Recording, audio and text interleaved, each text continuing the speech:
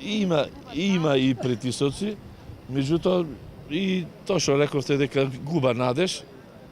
Веќе ви кажав, втора година јалови се сите обиди што ги сем тоа што го донесе законот за технолошки вишок што влеговме 150 души, сем тоа ништо друго нема страва. Сите ветувања се во празно. И јас мислам дека и притисоци се врша. Меѓутоа сега и во Прилеп, знаете, во еќе сезона на расадување на тутун, и не може луѓето едноставно за да дојди на протест, треба да остае домашната работа. А и можно и притисоци да му се врши, за да не излегува на протести. Планирате денеска да ги поставите шаторите? Да. Значи, решени сме до конечно решавање на проблемот да останеме со шатори. Само да ни се представи. Бунтевски цвета.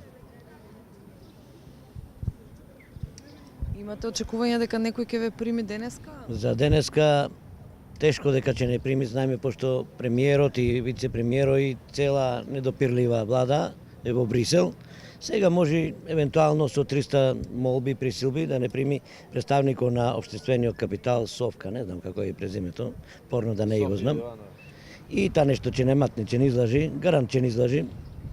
И ќе чекаме да си дојди недопирлива влада, па да оствариме средба.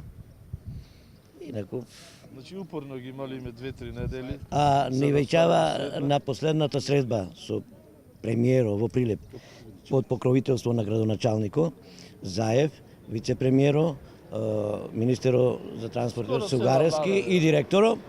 Ни обетија, вице-премиерот ни обети отпремнина, 3 заостанати плати и 20% придонеси до 24 април, до пред изборите, да купаде мек време.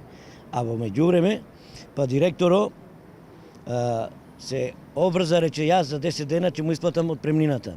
И јас лично го праша вице-премиерот, сега викам, се извинувам, вие, господине вице-премиер, ќе ни платите или директоров? Пошто да не платите и едни и други, да ни дојда многу пари. Се погледа во очи и видо дека лажа, апла не лажа и си почутија и тоа беше. Лаги невидени. Барем, јас мислам да има доблест малце вице-премиерот да излезе овде пред сите и да ни се извини. 2 години не лажи. 3 месеци, 6 месеци, купец од Марс, купец од не знам каде, лаги невидени. Не е лошо да излезе да ни се извини, барем како човек, академски граѓанин го рачунаме дека е, па редно е да ни се извини.